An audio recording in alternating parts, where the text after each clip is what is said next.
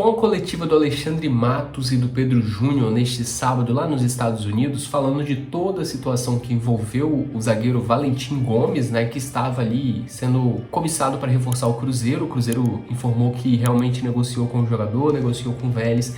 A negociação acabou não acontecendo. Depois de última hora ali, o Vélez tentou ainda voltar, retomar as negociações com o Cruzeiro. E o Cruzeiro já havia fechado o seu mercado de transferências, o mercado de contratações, né, com a chegada do Fabrício Bruno. Então o Alexandre Matos, ao lado do Pedro Júnior, que é o vice-presidente de futebol do Cruzeiro, deram essa declaração hoje, movimentou muitas redes sociais. Alguns torcedores foram contra ali essa não contratação do Valentim Gomes.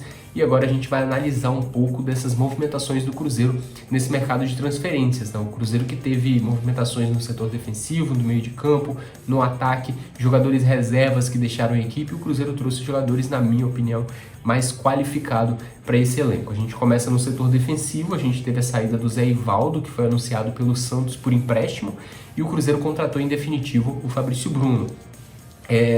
Acho que não tem nem muito o que falar, né? Uma contratação que eleva o nível do elenco do Cruzeiro. O Fabrício Bruno estava na seleção brasileira no último mês de outubro, né, de 2024, então um jogador que recentemente esteve na seleção brasileira e chega para reforçar a equipe do Cruzeiro. O Zé Ivaldo, que encerrou o ano de 2024 como reserva desse time do Cruzeiro. Então eu enxergo como uma qualificação nesse elenco do Cruzeiro, que ainda tem o João Marcelo, o Lucas Vidalba, o Jonathan Jesus, né, jogadores que estão integrando esse elenco do Cruzeiro. E na lateral direita a gente teve a saída do Wesley Gasolina, um jogador que era reserva, pouco utilizado, para a chegada do Fagner, um jogador que é ídolo do Corinthians, fez uma carreira muito grande na equipe paulista e chega para integrar esse elenco do Cruzeiro e, na minha opinião, ser reserva do Ilha. E agora sim a gente tem um reserva que a gente não precisa ficar com tanto medo, né? Talvez o que vai deixar o torcedor do Cruzeiro com muito medo seja as expulsões, né, do Fagner, que é algo que ele carrega na carreira dele, algumas entradas violentas que acaba resultando em cartões vermelhos, né? Então o torcedor do Cruzeiro tem esse trauma, esse medo, mas acho que de desempenho ninguém tem dúvida que o Fagner é muito melhor do que o Wesley Gasolina apresentou no Cruzeiro. E aí no meio de campo a gente teve algumas mudanças também. O Matheus Vital deixou a equipe do Cruzeiro e o Cruzeiro contratou o Carlos Eduardo, que estava no Botafogo, um meia que demonstrou muita qualidade na equipe do Botafogo. Ele optou não renovar o contrato com o time carioca, que tinha o interesse em estender o vínculo. Então ele chega para reforçar e integrar o elenco do Cruzeiro. Muito se fala dele ser ali o reserva imediato do Matheus Pereira, e a gente fica ali para ver se isso mesmo vai se confirmar, se ele vai disputar essa posição com o Matheus Pereira. Outra mudança no meio de campo foi a saída do Ramiro, que foi para os Estados Unidos, né, jogar na MLS, e o Cruzeiro contratou o Christian do Atlético Paranaense, um jogador que ainda é muito promissor. O Christian tem 24 anos e o Ramiro já era um jogador um pouco mais velho, então o Christian chega para integrar esse elenco do Cruzeiro e também buscar o seu espaço na equipe. Outro que deixou o Cruzeiro foi o Álvaro Barreal. Esse estava emprestado, o Cruzeiro não exerceu a opção de compra, ele deixou a equipe do Cruzeiro, inclusive está até próximo, pelo que vem sendo especulado pela imprensa, de acerto com o Santos. E aí o Cruzeiro contratou o Dudu do Palmeiras, um jogador revelado nas categorias de base do próprio Cruzeiro, tem 33 anos, um jogador que dispensa comentários, todo mundo conhece a trajetória, se recuperou de uma lesão na última temporada e chega para integrar esse elenco do Cruzeiro, reforçar a equipe celeste nesse ano de 2025. Tivemos mais mudanças, né? O Rafa Silva, atacante que deixou o Cruzeiro na última temporada depois de muita polêmica por conta de uma expulsão com 3 segundos de jogo e muitas lesões durante o ano de 2024. E aí o Cruzeiro contratou para o seu lugar o Marquinhos, que chega por empréstimo do Arsenal, um jogador de 21 anos que estava jogando a última temporada pelo Fluminense.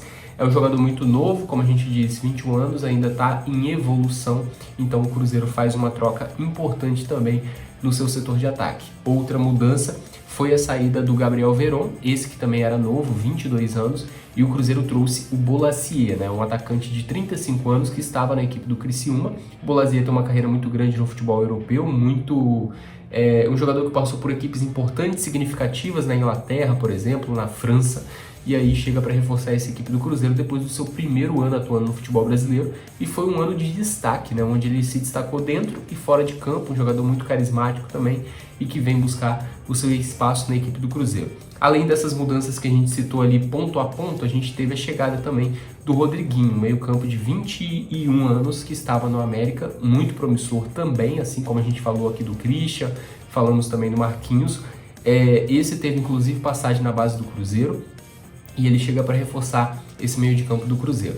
E aí o nosso grande prime nesse mercado de transferências foi o Gabigol, 28 anos, que estava na equipe do Flamengo, né? Campeoníssimo ali na equipe do Flamengo, um jogador decisivo que marcou muitos gols decisivos com a camisa do Flamengo e chega para reforçar e ser a grande contratação do Cruzeiro nesse ano de 2025, e é mais um nome, assim como a gente falou aqui do Dudu, Fabrício Bruno, que elevam a qualidade do elenco do Cruzeiro, né? E, na minha opinião, foi uma das grandes contratações, se não a principal, nesse mercado de transferências aqui no futebol brasileiro. E aí a gente teve algumas saídas também que a gente pode citar, o Gabriel Grando e o Anderson, dois goleiros que encerraram a temporada como reservas, deixaram a equipe do Cruzeiro. O Grando estava emprestado, o Anderson negociado com o Atlético Goianiense em busca de mais espaço.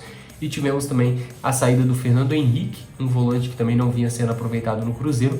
O Pedrão da base foi emprestado para o Avaí. E tivemos também a saída do Everton, que foi emprestado para o Betim. O Everton também, que é das categorias de base do Cruzeiro. Então essas foram as movimentações do Cruzeiro. Saídas talvez ainda pode acontecer uma ou outra. A gente tem o Palácios para se resolver ainda o futuro dele. O Ian Lucas, retornando de empréstimo, também não deve ficar. Então a gente vai ter provavelmente algumas saídas, mas não que impactam diretamente no elenco do Cruzeiro. Comenta aí o que você gostou, se você gostou dessas movimentações do Cruzeiro no mercado, o que você achou, curte o vídeo, se inscreva aí no canal que tem conteúdo sempre aqui sobre o Cruzeiro e acessa também diarioceleste.com.br para você não perder nada sobre o Cruzeiro e até a próxima.